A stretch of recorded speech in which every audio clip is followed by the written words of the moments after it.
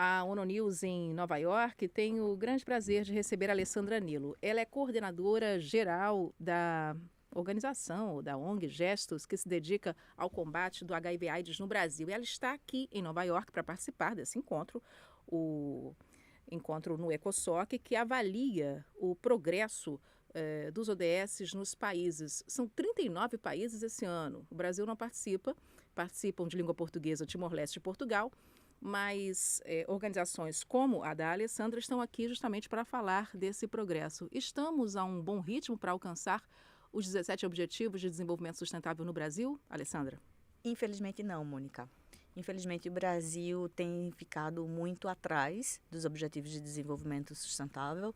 O último relatório que nós fizemos, que é esse aqui, o relatório Luz da Sociedade Civil para a Agenda 2030, ele mostra com dados oficiais que o Brasil, em pelo menos 83% das metas, ou está em retrocesso, ou está em ameaça de retrocesso, ou está estagnado em relação ao alcance da meta. Então, a situação do Brasil é muito desafiadora. E o que aconteceu? Principalmente ONGs como a sua, né? Organizações como a sua, que tratam de HIV/AIDS, onde o país sempre foi muito elogiado, inclusive em nível internacional. O que aconteceu? Por que se descarrilou? Houve uma série de processos paralelos. Então, uma erosão nas políticas públicas, uma erosão no orçamento para estas políticas públicas e uma diminuição ou, digamos assim, um ataque direto nos últimos 4 anos ao sistema de monitoramento dessas políticas públicas. Então, isso, por exemplo, fica muito claro na área de meio ambiente, onde várias políticas elas deixaram de existir nos últimos anos, vários órgãos que monitoravam essas políticas foram esvaziados ou perderam orçamentos públicos e o próprio orçamento nacional para lidar com aquelas políticas foi diminuído. Nós temos um problema gravíssimo no Brasil de financiamento público de toda uma agenda de direitos, porque a maior parte dos recursos públicos do Brasil ela não é aplicada no orçamento nacional. Então, existe uma dívida interna, existe uma maneira de você fazer com que os recursos públicos, na verdade, vá para pagamentos de débitos financeiros, que faz com que o orçamento nacional ele tenha as suas limitações. E a partir de 2016, com a emenda constitucional 95, nós não pudemos mais aumentar o orçamento público que não fosse corrigido pela inflação.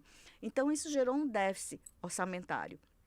Então, já não havia recursos suficientes para saúde, educação, seguridade social, para ciência e tecnologia, e com a impossibilidade de você aumentar esses recursos, ainda que a população cresça, ainda que a demanda aumente, essa conta simplesmente não fecha. Então, a gente costuma dizer que no Brasil os direitos não cabem no orçamento federal. Por outro lado, esse evento aqui no ECOSOC, no Conselho Econômico e Social das Nações Unidas, e a sua ONG, inclusive, é associada, tem um status consultivo, não é verdade? É justamente para que nós pensemos como vamos trabalhar com nós, países, né, que pertencem às Nações Unidas, como vão trabalhar com esses atrasos ou essas lacunas. E o que a gente pode despontar daqui para frente? Estamos em 2023, ainda temos 7 anos. O que pode ser feito? Bem, segundo os relatórios que estão sendo apresentados aqui para o High Level Political Forum, a situação é realmente muito grave. No caso do Brasil, o que é interessante sobre o relatório Luz que é feito pela sociedade civil é que nós não apontamos apenas os problemas, ou seja, a gente monitora com os dados governamentais, não são dados produzidos por nós, a gente apenas reúne esses dados, mas a cada capítulo nós fazemos uma série de recomendações. Então, ao mesmo tempo que o Brasil está nessa situação super difícil, a gente costuma dizer e a gente insiste em dizer que sim, há soluções. Agora, essas soluções, elas passam por uma revisão, digamos, quase paradigmática. Por exemplo, nesse momento o Brasil está discutindo uma nova reforma tributária. É fundamental que essa reforma tributária ela seja progressiva. É fundamental que essa reforma tributária leve em consideração as questões de gênero, que leve em consideração as questões de meio ambiente.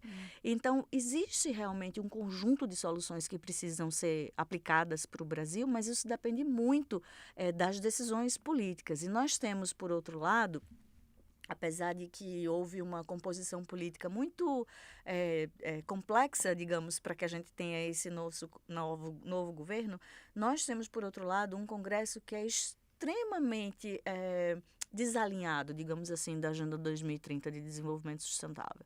Então, esse é um desafio para o Brasil. Nesse momento, por exemplo, um outro esforço que a sociedade civil tem feito é de alinhamento, inclusive, do recurso público, dos financiamentos públicos à Agenda de Desenvolvimento Sustentável. A gente acha que não faz o menor sentido, por exemplo, os bancos públicos financiarem projetos que não são alinhados ao desenvolvimento sustentável, mas essa é uma longa luta nacional. A gente precisa realmente rever esses paradigmas de desenvolvimento. Falando de luta, a senhora vai participar de um evento evento de mulheres, né? Chamado em inglês Women's Media Group, que é um grande grupo de mulheres. Nós lembramos que a senhora está aqui para participar do Fórum Político de Alto Nível, né? Que acontece no ECOSOC. Eu gostaria de saber como é que está a questão do desenvolvimento do ODS, como a gente fala, número 5, que é a de paridade de gênero no país. Porque sem esse não se chega a muitos também, né? Exatamente. A igualdade de gênero é fundamental para o desenvolvimento sustentável. Nós precisamos colocar, na verdade, as mulheres como líderes do desenvolvimento sustentável e reconhecer o papel que as mulheres têm em todo o processo de inovação, de participação, de construção das respostas positivas, né? Inclusive, politicamente, eu acho que é um desafio a gente tirar a mulher desse lugar de somente vítima ou de uma parte da população que precisa receber serviços, mas reconhecer como as mulheres têm contribuído para o desenvolvimento sustentável. No caso do Brasil, infelizmente, é de retrocesso. Nós estamos muito longe da paridade, por exemplo, na participação política. Nós não tivemos avanços na mortalidade materna. Nós não tivemos uma boa notícia este ano, já no novo governo, que foi a paridade salarial entre homens e mulheres, e isso é um avanço. E mais mulheres também na política, não? Muito pouco. O percentual é insignificante para o que nós precisamos alcançar. E acho que talvez vocês tenham acompanhado que no Brasil, dentro do Congresso Nacional, está acontecendo agora um movimento contrário àquela cota que nós conseguimos ter de 30% de mulheres dentro dos partidos no processo das campanhas e das candidaturas. Então, nem isso mais está sendo possível fazer avançar. Então, realmente, as metas relacionadas ao empoderamento e ao direito das mulheres no Brasil também estão em retrocesso, estagnadas ou em ameaça de retroceder. Minha penúltima pergunta, que é, na realidade, para notar uma coisa que a senhora disse, é sobre a questão da participação da mulher. Muitos dizem, existe uma narrativa de que a mulher não quer saber de política, de que ela não se envolve ou de que ela não tem interesse. Isso é verdade? Não, isso é apenas uma narrativa que foi construída, como tantas outras narrativas que são construídas em relação à mulher, para manter as mulheres nesse estado de apartamento das políticas públicas, né? A consolidação da desigualdade vem a partir da naturalização dessas narrativas, de que as mulheres não são atores políticos, não são atrizes políticas, que as mulheres não participam, que as mulheres não contribuem. Então, é algo importantíssimo que a gente precisa fazer, mudar essa cultura política, que é uma cultura muito machista ainda, muito patrimonialista no Brasil e que faz com que a gente não tenha direito a ter a representação devida que nós merecemos. E para terminar, eu acho que a gente pode falar de uma coisa que tem dado certo desse relatório que a senhora trouxe. Existe uma meta que está indo bem, ou pelo menos não está indo tão mal. Gostaria que a senhora apresentasse, falasse um pouquinho dessa meta e o porquê disso. Tá, é a meta 15.8 e ela é relacionada à vida nas águas, né, nos oceanos, e é porque o Brasil melhorou a capacidade de identificar, no caso de algum organismo biológico aquático ou terrestre, também pode ser também terrestre, novo, que apareça e que possa colocar em perigo algumas espécies. Então, foi uma melhora nesse sistema de monitoramento e essa meta avançou. Mas, quando você pensa, por exemplo, o conjunto do ODS 15, ele ainda permanece em bastante retrocesso.